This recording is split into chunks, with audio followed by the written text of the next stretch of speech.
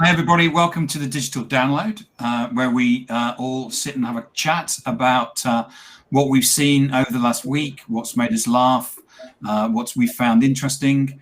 We're coming with you or to you via the Restream.io product over the powers of the internet. So, shall we get started? Thomas, do you want to introduce yourself? Oh, sure. So I'm Thomas Ross. I'm one of the founding partners of Social Selling HQ out of Fargo, North Dakota, and we are a very active and proud member of the DLA Ignite team. Brandon, do you want to go next? And welcome, Brandon, to your first digital download. Thanks for having me. Thank you. I get it's my inaugural time coming on here. Thanks for having me.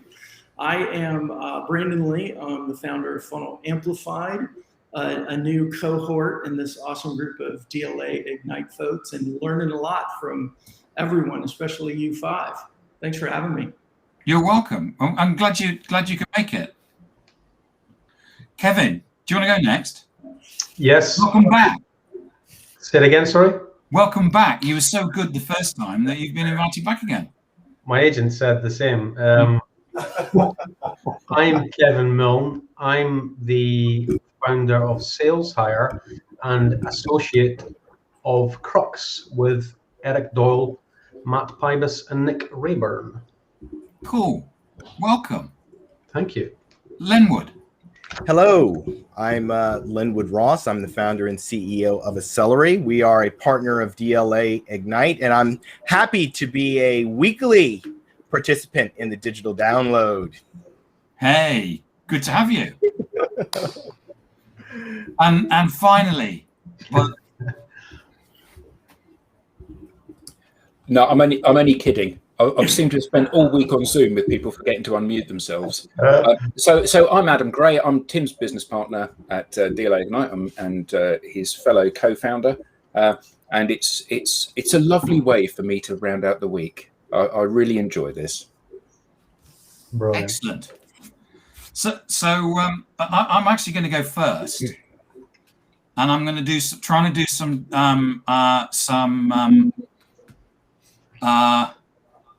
jiggery pokery with the mobile. That's a cultural thing. Jiggery pokery. What's that? It's an English thing. Yeah. And you know what they say: never work with children, animals, or computers. So you should. This is my mobile. Okay. Yeah. Yeah. And what I want to do is I want to share with you some photos. The other day, a friend of my mother's basically came around to see her, parked in the drive, and then as he was backing up the drive, put his foot on the accelerator rather than the brake and drove straight into the garage. Oh. He had to be cut out of the car. Wow. And he is my mother is currently trying to clear it up. I turn it around. That's the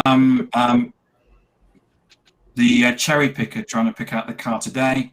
That's the car being having to cut the back off. Whoa. And that's what the garage looks like. So made of glass. Yeah. So let me now work out how to stop sharing. Scary stuff. So I thought you'd all like to see that. Absolutely. And then it was last Friday, and then my partner and I went to see Fast and Furious in the evening, and we wondered whether the guy had actually been in Fast and Furious because he just seemed to drive right into the garage. Sorry to. Anyway, who wants to go first? Brandon, do you want to talk? Do you want to talk about something? Goodness, put me. Am I putting you on the spot? Yeah, that's okay though. I would.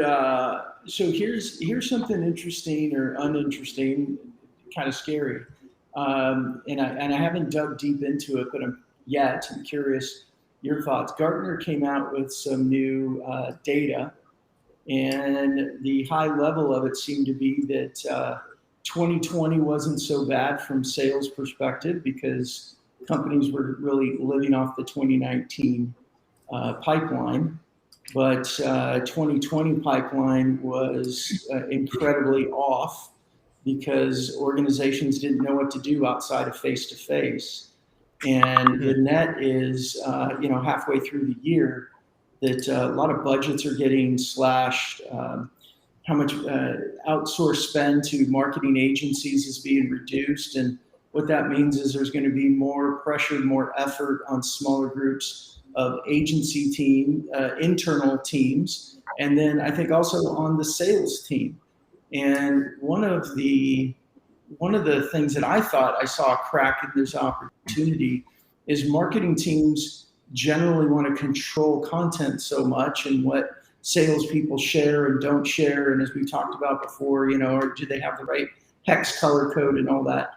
This problem, this challenge, may actually, that crack in it may open up the opportunity for more sales teams to create their own content and have the opportunity to be more human in their own social media. What do y'all think about that? Yeah, I think I touched on it last week, Brandon.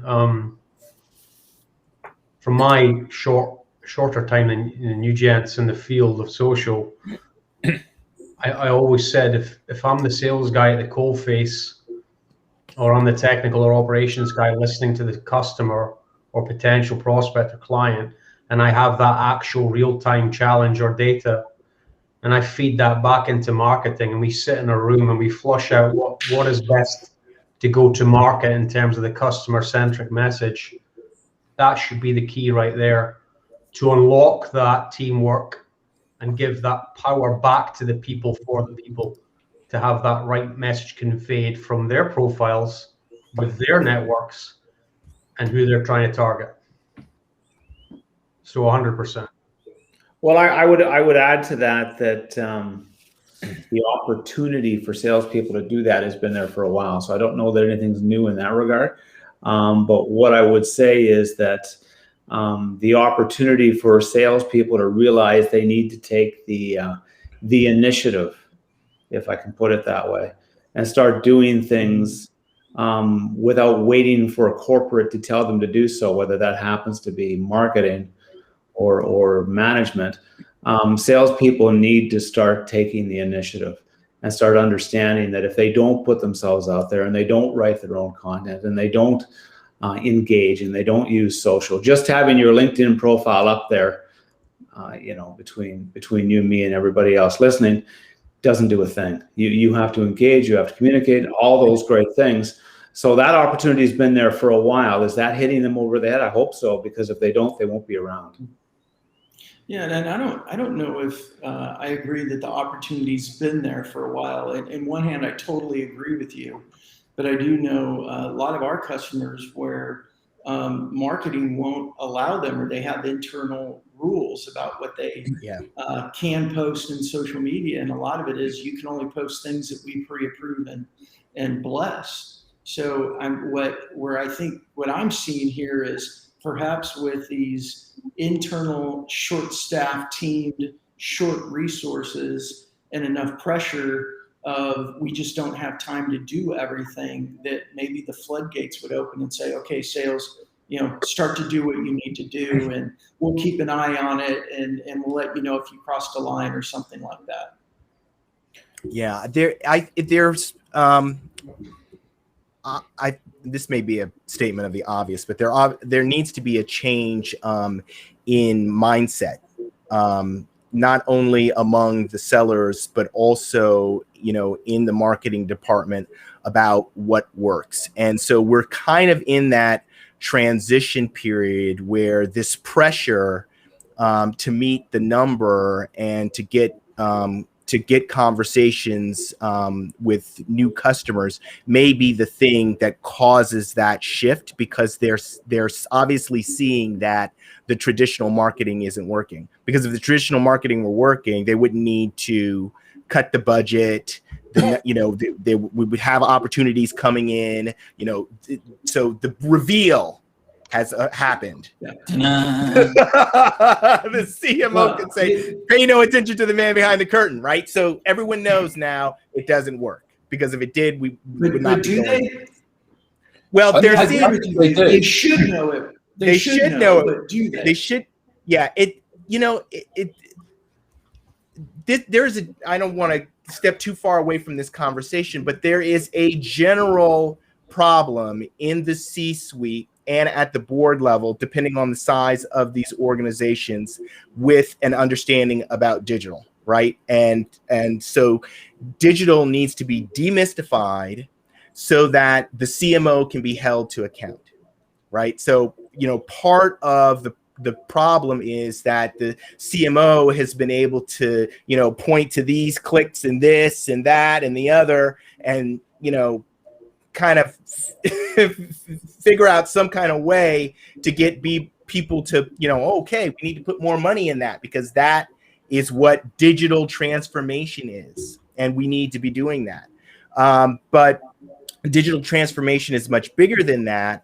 And it's going to require more knowledge at the C-level about strategy and how you add value and customer centricity. These are all parts of the digital transformation conversation. I think you're right. I think that the CMO needs to be held to account. But unfortunately, or fortunately, marketing is very powerful in the corporate world. It's a very major function of organizations. And the CMO doesn't want to get fired by doing something different or wrong, or indeed having somebody ask him the question or her the question. LinkedIn's been around for 15 years. Twitter's been around for 10 years. How come you're just doing this now? Because actually there's been some lag. And I think that you're right, Thomas. There has been the opportunity to do this for a long time. But I also think you're right, Brandon, that there hasn't, because marketing have said, it needs to be something which is pre-approved. But I think that the reality is that sales and people in that kind of role have used that as a very convenient excuse not to put themselves out there and actually do something. So here are our social media guidelines. I don't want to risk getting into trouble. Therefore, I won't write a post about what I think. I'll just simply reshare corporate stuff. Now, what we see again and again is when people share personalized content, and that doesn't have to be you and your family on the beach. It can be you and your family on the beach, but it doesn't have to be. When it's your view of this challenge facing people and your advice about the pitfalls that somebody doing this stuff is going to fall into, I do think that we see every single person get more traction with that than they get through resharing corporate content, even if they top and tail the corporate content. Can I just add? Please. Can I just turn that up a bit? It's not our view. We have data on it. We do. Yeah. Yeah. And the data doesn't lie. The data is so unanimous. So we have never. So this doesn't mean that if you, Mr. or Mrs. Smith, in the world of LinkedIn, share a piece of personal content, you will necessarily get more likes than Len would get if he shares a piece of personal content. But what we can say for certain is that if you as an individual share a piece of business content and share a piece of personal content, the piece of personal content will outperform the business content. We have never seen an instance where that isn't true, other than the odd anomaly here and there. If you take 20 business posts and 20 personal posts, the 20 personal posts always outperform the business posts. And I think that there is this laziness and malaise in people's behavior where they hope that if they share a corporate brochure or a piece of content, the phone will ring and somebody will say, I want to buy your product. And that's not how complex things get sold. They get sold from having conversations. So us on social networks, the primary objective is to stimulate and have conversations. Now, you need as a salesperson to convert the conversation into a commercial conversation, into pipeline and proposals and revenue. but it all begins with having a chat with somebody. In the same way that you would have had a chat with somebody in a bar or at an event or over dinner or on the golf club, on the golf course, now you have that on social. And the thing that stimulates the most conversations is something about you and what you believe rather than what you do. Because frankly, people don't care if you work for an ERP company or a CRM company or any other acronym company. They simply don't care. Yeah. There is this issue, which William Shorten, Tim posted it up, about the cultural issue with people feeling this need for permission, right? And I think it comes from this idea of the digital record, that whatever you say, like if I analogize this to being at a convention, right? Marketing wouldn't say, well, we need to be with you at that convention when you're having conversations with people to monitor what it is that you're saying, right? That doesn't make any sense to them. But because it's on these social media platforms and there is a record of what was said, there seems to be a little bit more of a little bit more caution, right, about allowing people to say whatever, primarily because they don't trust, right, that people will, because we know that when people are in social circumstances, sometimes they say things that they probably shouldn't say. But the thing that Tim just put on the screen from James, that should be every company's entire social media policy. Get on there, have conversations with people, just don't be stupid about it. And actually, if you did that, that would empower people. But I do think that that empowerment that Will spoke about, and saying, that there's a very real risk of people not feeling that they're confident, that they need permission. I think that further to your point, Edward, about the C-suite having to be on board with this, and very senior people within the organization, you don't need permission to go and take a prospect out for a cup of coffee. You don't need permission to pick up the phone and have a conversation with a prospect. You don't need permission to hold a door open for a prospect when they come into your office. You shouldn't need permission for this either. Because we have a client before we started working for them that had that couldn't post on social media, but had a company car, so therefore they had permission to drive around in a car, and they had £1 million spend. So $1.3 million spend on the company that they were able to just sign off, but they weren't allowed to post on social media. Yeah, it's madness. It's like people in the dark ages almost, isn't it? Yeah. And I think that we're at a point shortly where organizations will realize that if they're not doing this and they're not being sophisticated at this, they're dead in the water. Further to your point, whose point was it where they said about pipeline being empty now? They've been to, your point, Leonard. We're all saying that. We've seen that with every company that we talk to. Previous year or the year before last, really good. Well, I say really good, feeding themselves. So generating opportunities, filling up a pipeline, some of them converting into business. Last year, what they did was they just bled that pipeline dry. They have nothing now. They have no opportunities. They have nothing in pipeline. Everything is kind of starting from ground zero again. And they need to recognize that this is not only the most efficient way to stimulate those conversations and start to fill up the pipeline, it's the only way now. Yeah, I would just add, and not to beat a dead horse, but since when did salespeople need permission? The good salespeople, they go out and they get it done. They take the initiative and they make things happen. And you know what? They're generally the ones that get the rules changed in light thereof. So I don't buy into that to any degree. And I've trained many teams across large corporations. And the top people always rise to the top, and they do so by taking the initiative. They don't wait for the marketing department to tell them that they can do this or they can do that. They get it done. Now, that said, the amount of actual salespeople that are consistently posting corporate, that is to say, they're on LinkedIn and posting corporate, is pretty low. they're not posting anything. They simply create a profile and they sit there and wait for something. I'm not exactly sure what. And that's what they're doing. So I think this is all just we're chasing our tails. They're not taking the initiative. Companies are not supporting them in that regard. I agree with that. But at the end of the day, your career is in your hands, not theirs. And if you decide that you want to wait until your career is over, good for you. I hope you've got some backup. But if you actually want to make some progress and be successful, then you need to be the one to take the initiative and get it done. Yeah.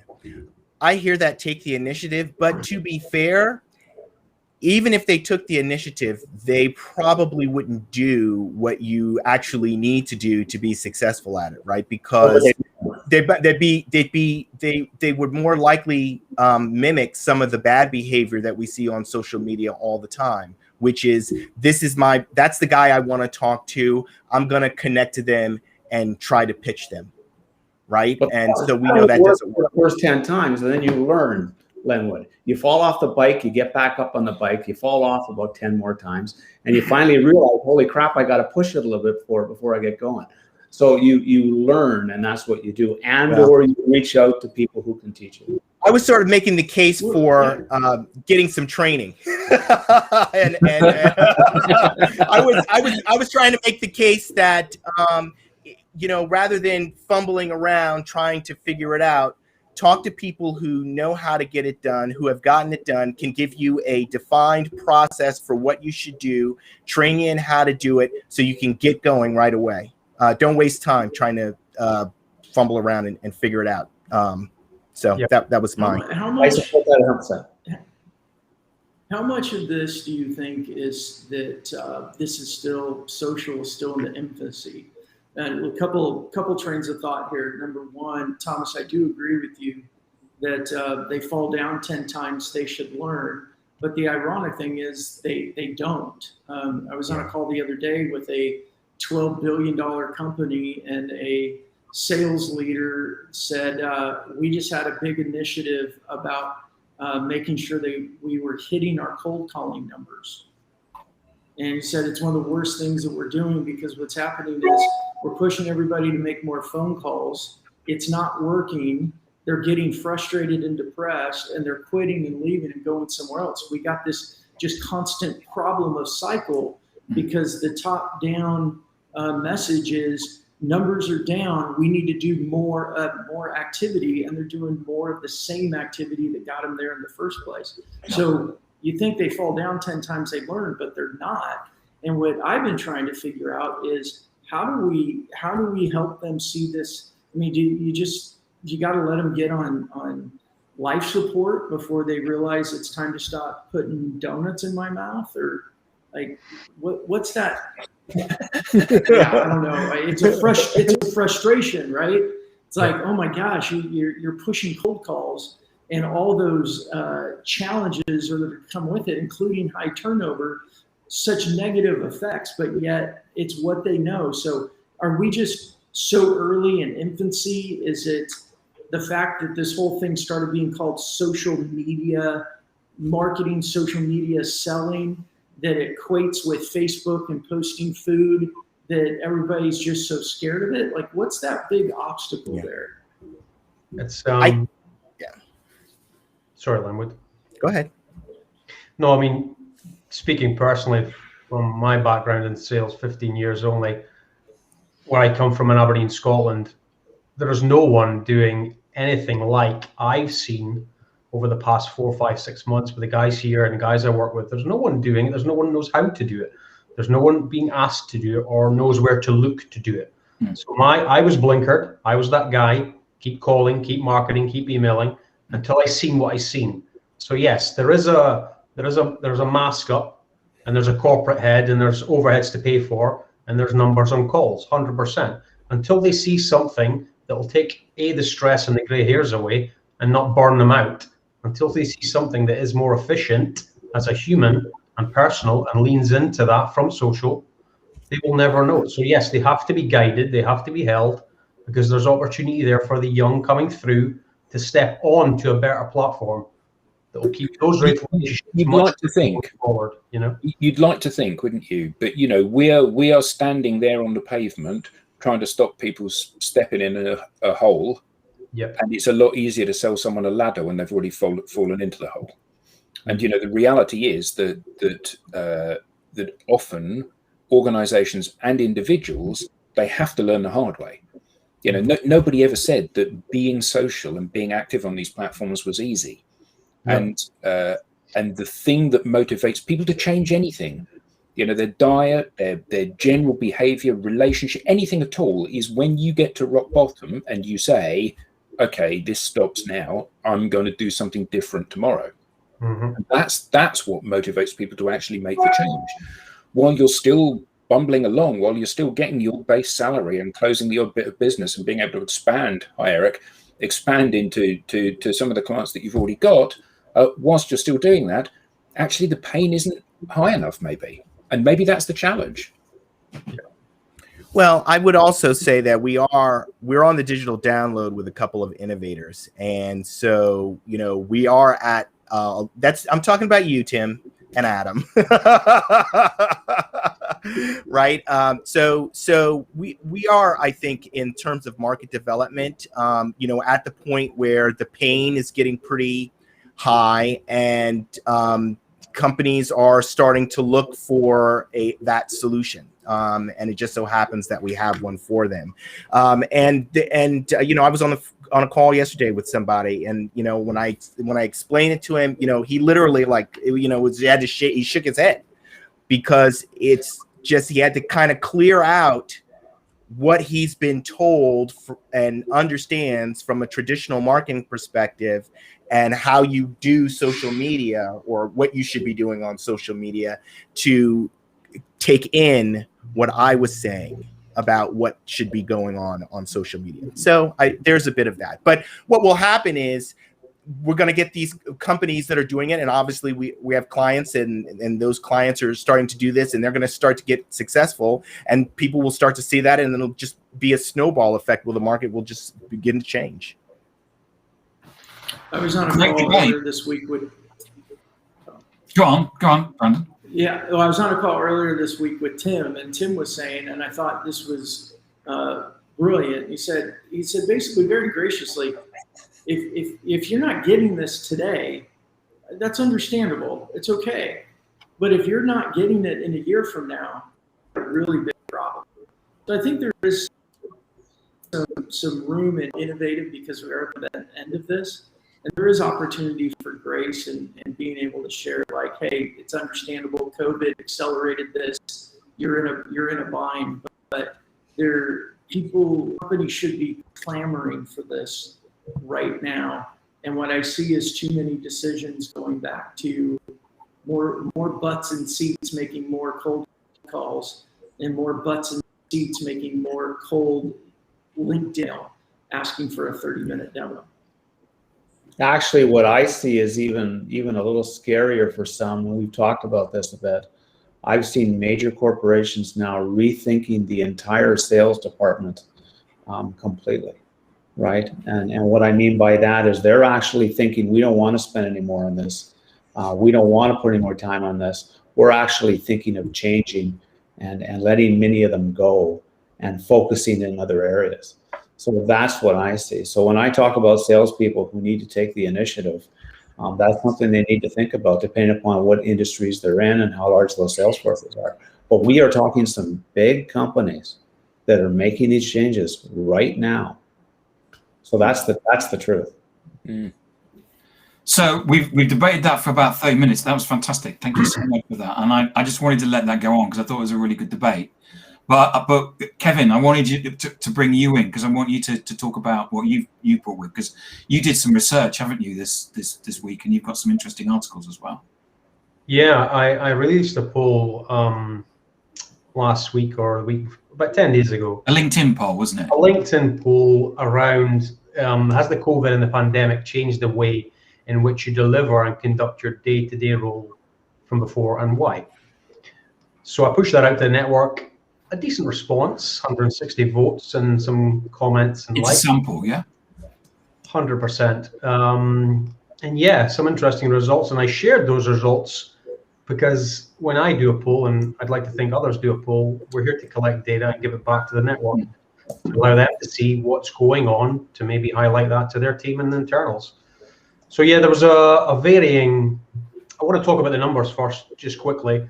10,668 views, 160 votes, 15 interactions, 31 comments. Only there was 103 second degree connections there, which just shows you against a long form, short form, a blog, an article, SlideShare video. Say that again. 103 out of 160 votes were second degree. Right. So you were able to use the poll to get out of your network into your network's network. Correct.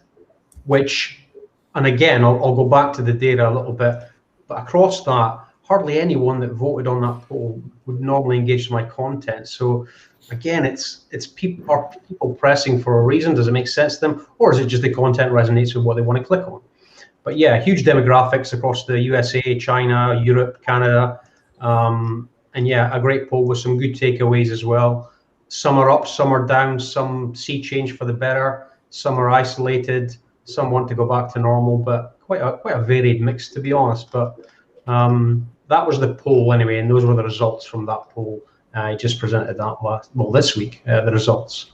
So you've created that, and it's all on your LinkedIn profile, isn't it? It's on the profile there, yes. It's done this week. I done it 3 days ago. You'll see it on my activity if you want to have a look at those results. Do you want to answer James's question, Kevin? Interesting. This is LinkedIn functionality. What does that mean? Sorry. So you ran the poll on LinkedIn, didn't you? Sorry, I ran a poll on LinkedIn. Yes. Sorry, James. Yes. I ran a poll on LinkedIn, which you can do. You ask a question, you give 3 or 4 options to select. People can choose to either pick an answer or comment below if you ask that question, to comment below on something different that's not on your list. Again, the demographic can be huge. The reach can be bigger than say a short form or a blog or an article or whatever. That wasn't my push for it. I generally am interested in this remote office-based, where do we go from here scenario. So I wanted the data to give back to the network and see what everyone else's thoughts were on it. So some good results. You can see that on the profile. Also, James, if you go to Kevin Milne's LinkedIn profile, you'll see an excellent mixture of content that he uses. So he's got SlideShare, he's got questionnaires, he's got blogs, and you'll see that he's mixing the content up and using that as his ability to ultimately to prospect. He's worth checking out. And just staying on that topic, I attended a forum yesterday, a Firestarter Business Horsepower Forum down south. It's a forum every month, and they're quite good to go on. Again, leadership, young people, early careers, Gen Z going on, talking about discussions. And this one was about the future of work. And I must admit, for a lot of the youngsters, I remember what I was doing when I was 20 or so, and it wasn't social media, for one, because it was hardly there. 2, these people, the youngsters, they've definitely got a grasp on what works for them right now and how they've adapted to a situation unknown. And some takeaways from the topic around going back to work or remote, or how has it felt from the leaders, was just a few I'll give you here. Technology has given us new opportunities. It's a good opportunity for the new generation coming through and retaining talent. Employers need to be mindful about developing young people. And communication is key for the individuals and the businesses. The earliest career panel was anyone from a range 26 back to 20. Working from home is flexible and efficient. I can get out of bed and jump right on the computer and I'm working with no commute. I miss those personal face-to-face meetings sometimes. Mindset and motivation has changed, rebuilding that routine, and sometimes being together as a team encourages ideas. The last panel was young people. This is 20 years old, university still, maybe coming and looking at options and looking at LinkedIn. It's challenging to find a job, can't learn from others from the home. Some said they can still be creative at home and learn online courses. How do you want to be able to progress your career? You can't do that from home, and you have to adapt quickly. And how do we readapt if we then go back to the office? So some sort of various concerns, highlights, issues, but all in all, I think the youth have coped pretty well in terms of their offices. And this was across SaaS, across some other sales roles and some recruitment roles as well. And they seem to be getting on fine. Apart from the isolation and the social gatherings sometimes that people like, they've adapted pretty well to the working from home. So Thomas and Brandon, you're both in an office. Yes. Discuss. Go ahead, Brandon. As you see, I'm not. Yeah. Should have taken that cue. Go ahead, Brandon. It. Oh, we're not hearing you. You're on mute or something. So bad, so bad. It cut out on me and I couldn't hear you, Tim. Can you repeat the question? Yes, I'm just opening the debate in terms of what do people think about going back to the office. You know, what do people, you know, what are your views? I presented it at a conference yesterday that was in Portugal, and I did it from my seat here in London.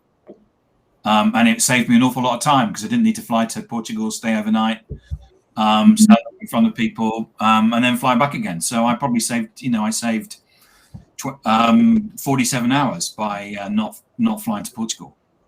And Brandon, he noted that you and I are both working out of our office. And you're both working. I just noticed that you're in offices. Yeah, you know, so I'm in the state of Georgia, and in the South, and we were more laxed in our lockdown than most other states, but there still is. I couldn't even figure out the percentage. We do have a few team members that just aren't comfortable coming into the office, and to be honest, I never know if are you really truly not comfortable because of COVID, or you've just gotten used to this routine of being home and working from home all the time. Mm-hmm. But I don't see nearly as many, like way more people not wearing masks. Maybe 10, 15% of people I encounter anywhere right now not wearing masks. But I miss the office. I miss the energy of it. I miss the interaction of it. I do like working from home a lot better now than I did pre-COVID. But I'm also an extrovert. I need that energy-giving interactions with people.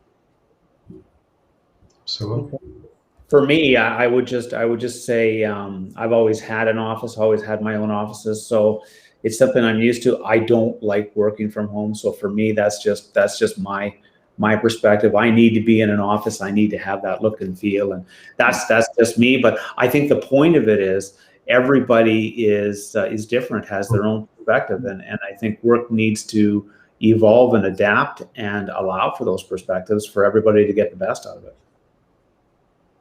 So Lenwood, you work from home?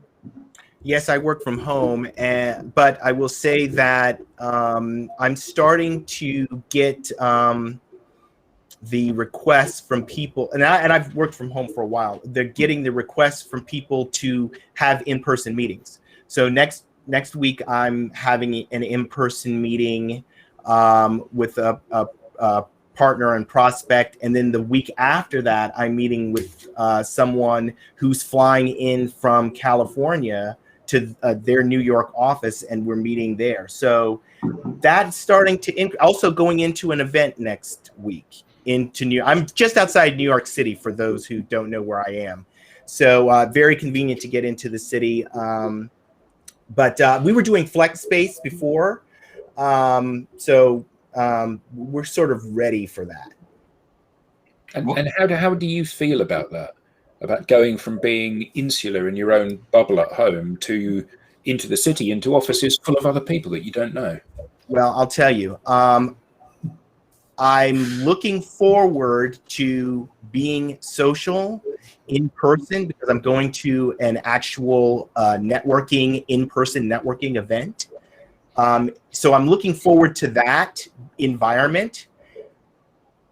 I'm not so crazy about the one-to-one in person, because it's a lot of time in to a lot of commuting time in, and then coming back for like the one thing. So we're scheduling actually our meeting around the fact that I'm going to be in for this event.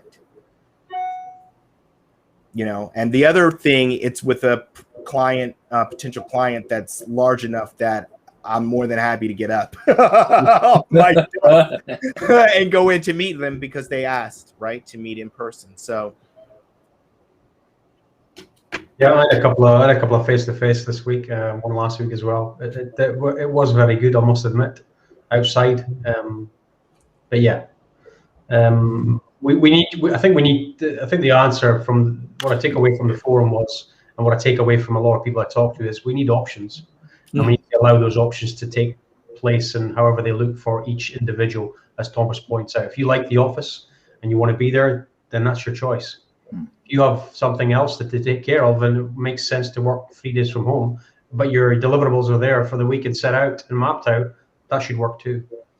Yeah. The interesting thing is there is a demographic difference now that I think about it. The guys that want to meet in person are baby boom or Gen X. Okay. The in-person event is targeting a younger demographic, millennial and Gen Z, for the social event. Okay. Yeah, I see some personality differences more so than just the age difference. We've got people on our team that are just, they want to be together. And it's not, even pre-pandemic, we were in the office twice a week, work from home 3 days a week. And so for us to move into 5 days a week wasn't that big of a deal. But the big difference was I saw his personality across all ages. It's the extroverts it's you extroverts, Brandon, wanting to get together, isn't it? Just jonesing for the interaction. Yeah. Ring the bell live. Just get together, talk rubbish, and be extroverty. But I think it's leadership leadership has to get comfortable with flexibility and allowing people to do what works best for them, and creating an environment where that's acceptable. I think we still have a ways to go with that, but hopefully, we'll get there. I think I think we're going to get there. I'm sorry. Go ahead, Kevin. Go for it. I think we'll get there quick. We saw this with the relaxation of dress codes, right? Yeah. It's and it is about company culture, and I think we finally start moving into out of the 80s. Right, into where we care about what people, how they feel, because employee churn became such a big issue that companies had to adapt and help employees want to stay where they are. So I'm hoping that most companies have learned that from the last 30 to 40 years, and this is something that, as long as there's some tools for efficiencies and things like that, there's got to be accountability, even if it's just producing your end work product on time. I don't want to micromanage your hours, but as long as that's in place, I think companies they've got to move here, or else they're going to lose their employees. Thomas told a story, it was a couple of weeks ago, didn't you, Thomas, about a company that had told everybody they had to all be back in the office, and the next day 50% of the employees resigned. Yeah. And they retracted that announcement really quickly, but the damage was done, and they did lose most of them. Right. Wow. Yeah. So I've learned that since. Mike said something great last week, and talking about and we were talking about this yesterday, but Kevin, what happened with the financials competing with each other? Who's going to be more flexible? Who's going to be more adaptable? And stealing people accordingly. So. I'm not so sure that message was in place before COVID. I don't know that I agree with that. I think that COVID has pushed the button on this period. And I think that people now realizing, as it was said earlier, and I'm not sure who, not wanting to drive into work for an hour and a half every day and then back again, or whatever the case may be, whether it's New York or Toronto, or LA or Atlanta, it doesn't really matter. People don't want that community. I think it's a lifestyle thing. You know, people want to be able to set their life first and their work and everything else around that, not the other way around. And I think that's what we're seeing. And because of the fact that the many of the skills that are so needed, there's a report out talking about how many job openings there are and how few applicants they're getting, right? And why are they not getting those applicants? I mean, there's all sorts of reasons we can talk about, but people have the power now to make decisions. They didn't have the power to do so before COVID, that's for darn sure. And now they are. So they're walking with their feet, and their feet seem to want to stay home in many of the cases, whether that's flexible hours or not. So it's going to be interesting. So it's traditional for the last 15 minutes for you, Thomas. Oh, okay. Do you want the last 15 minutes to talk about? Well, I don't know if that's what it is, 15 minutes, but I'm glad to talk more about that, especially as it relates to what we're all interested in. And that is, at the end of the day, the social behavior of our clients and organizations and the industry, and how they can benefit by all of this. Yeah, there's lots of change, there's lots of disruption, there's lots of things we need to adapt to. We're all talking about all of that and more. And we have some different perspectives on it, and that's cool too, because no one here is 100% right. I know I'm never even close, but I will say that companies are learning, and they better learn quick, because these changes are coming fast. And in fact, many people are walking with their feet, whether they be customers or whether they be staff and teams. It really is changing, and companies need to get with that. We talk about it all the time. You know, you get a CEO that comes up front and actually takes on that social impact and gets on LinkedIn and gets on Twitter and gets on Facebook and starts to really tell his personal story or her personal story and really permeate. And that gives everybody in the company, from marketing to customer service to inside sales to purchasing to HR, the permission to go out and do that. And that's where it needs to start. It's not going to start with marketing. It's not going to start with sales. It needs to start at the leadership levels. And I think that's what's missing in many cases still. We're seeing some of it, but we're not even close to seeing enough of it.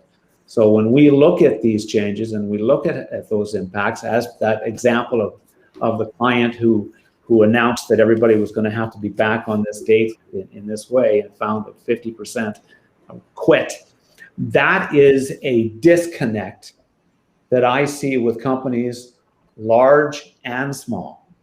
So that's not a size thing. That's a leadership thing, right? That's leaders not yet realizing all the great things that we're all talking about how to use social or digital or whatever word you want to use, and where you want to do that, and getting out in front of it and being the voice of the company and creating and emanating that culture and creating the comfort zone so that people can be adaptable and flexible and get out and talk about the great company that they work for and the great people they work with. I don't know if that took 15 minutes, Tim. It might be a bit shy. Yeah, it's about 4, yeah. But you make a great point, Thomas. So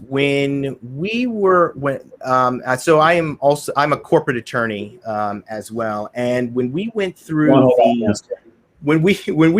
the cultural change of corporate governance in organizations, what we saw is that you had what we called the tone of the top. You had to get the top of the organization to model good corporate behavior in order to get the rest of the organization to do the same thing, right? And I think you're absolutely right. With social, we're going to need to get the top of the organization to model good social behavior, and then you'll see the rest of the organization do it as well. Couldn't agree more. Will you? So I'm putting that out there as a question. One of our extended team was talking to somebody who said, I find it really annoying that I go on to LinkedIn and I always see you staring back at me. And he just sort of left it hanging there for a moment and then said, "Isn't that the point?" And this person went, "Of course. Now I get it." It was somebody who was actually a competitor, but they were a friend. They worked for a competitor, and the competitor said, "I'm really annoyed because when I go onto LinkedIn, all I see is you and your company's content." And the person said, "Well, what happens if you all your competitors went on and all they could see and all your customers could see was your content? What would you think?" And he went, "Oh yeah."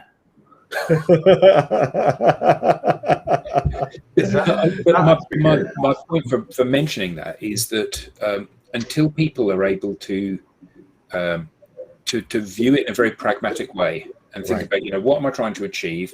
I'm trying to achieve not only the maximum visibility, because you can buy impressions, not only the maximum visibility, but the maximum amount of absorption of that content and consumption of that content and engagement with that content.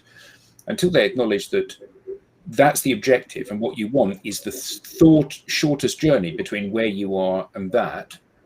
And that's what these platforms provide, because that's, people are on these platforms. So I can either go onto LinkedIn and meet you where you already are, or Twitter or Facebook or Instagram or whatever it may be, or I can try and get you from your inbox onto my website to pound you with this content. And not surprisingly, you don't go because you're too busy doing other stuff. So I have to go and meet you. And until people acknowledge that this is the way to achieve that, I don't see large-scale change. So I've spent quite a lot of time this week starting to do some competitor analysis for a new client of ours. And the people that I'm analysing are their competitors, who are large software companies.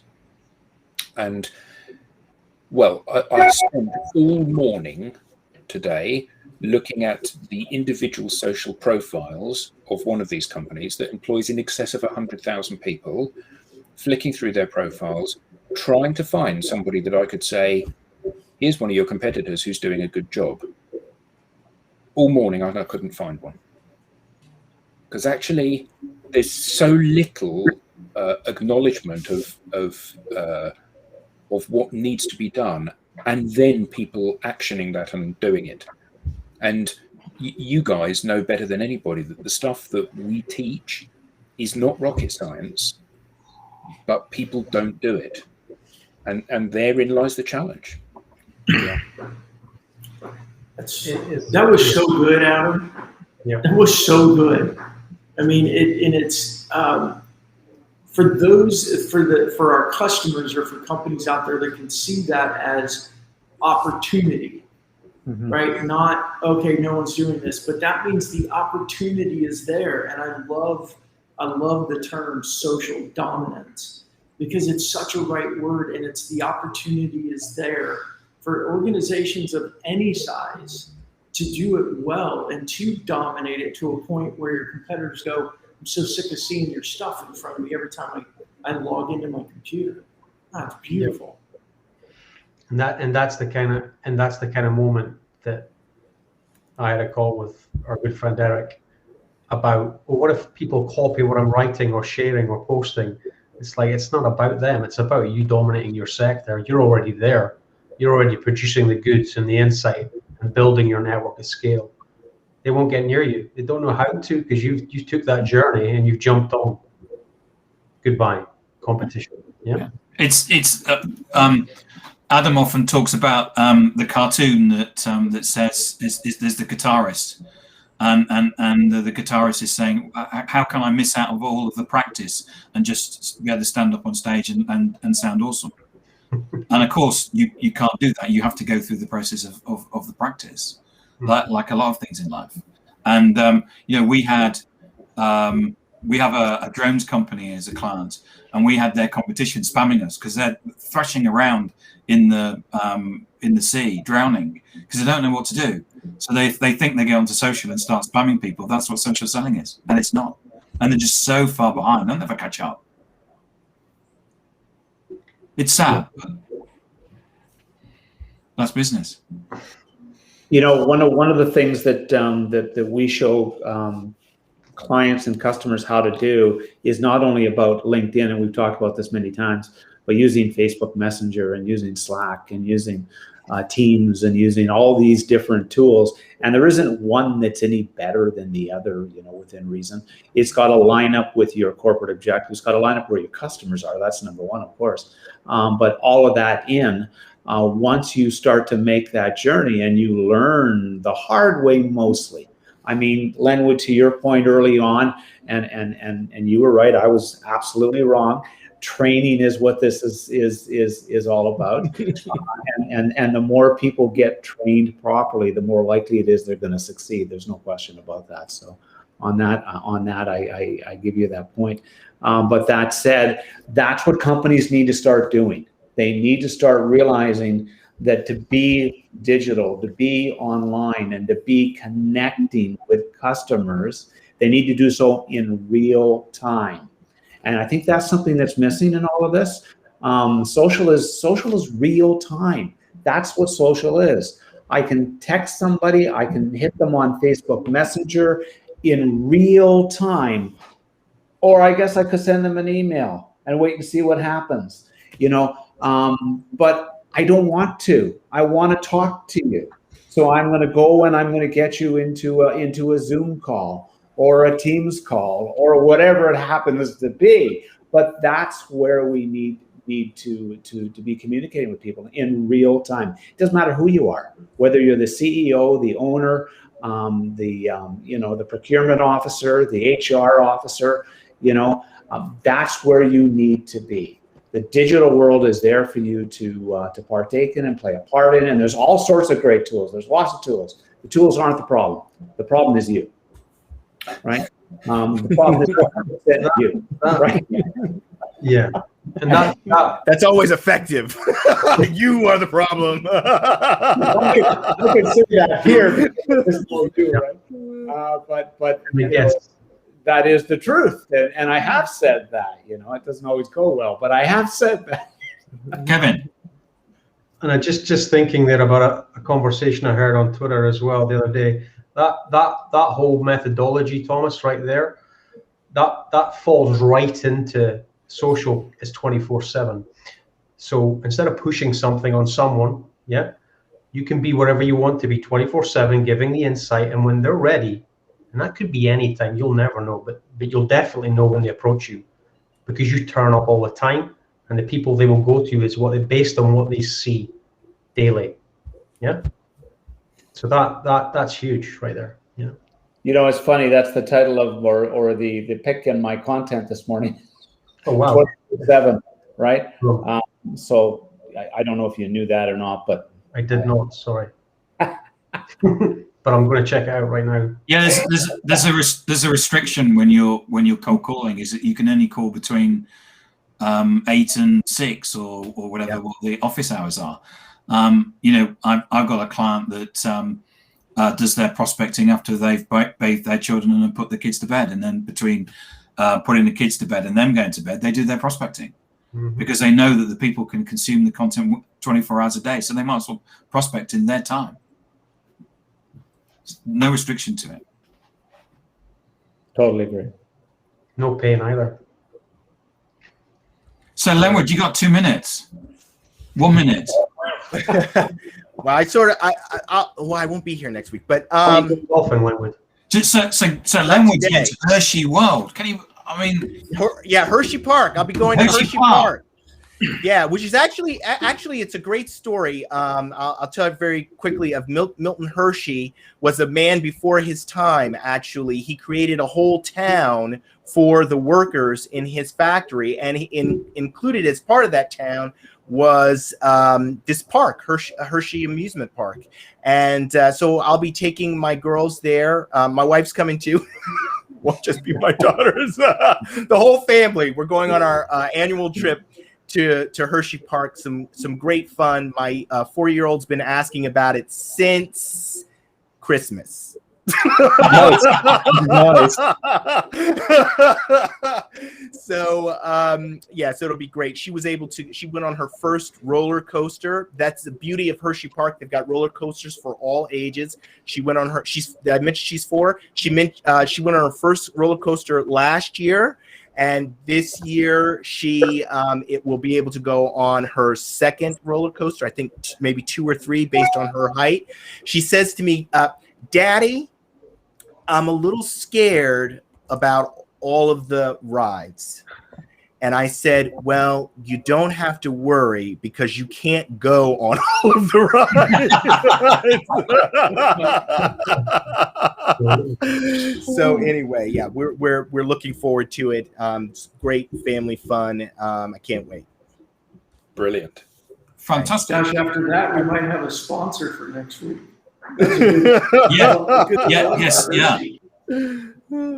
Yeah. So thanks everybody for tuning in, and thanks for Restream.io for the platform. Thanks Thomas, Brandon, Adam, Lenwood, Kevin, Eric, William, Gary, James, Eric with a K, Antonia, who's gone, and Matt. Thank you all for tuning in. And you, Tim, for hosting. Well, Yes. Yeah. I just sit here and shrug my shoulders. Delegate. Have a Thanks, great everybody. one.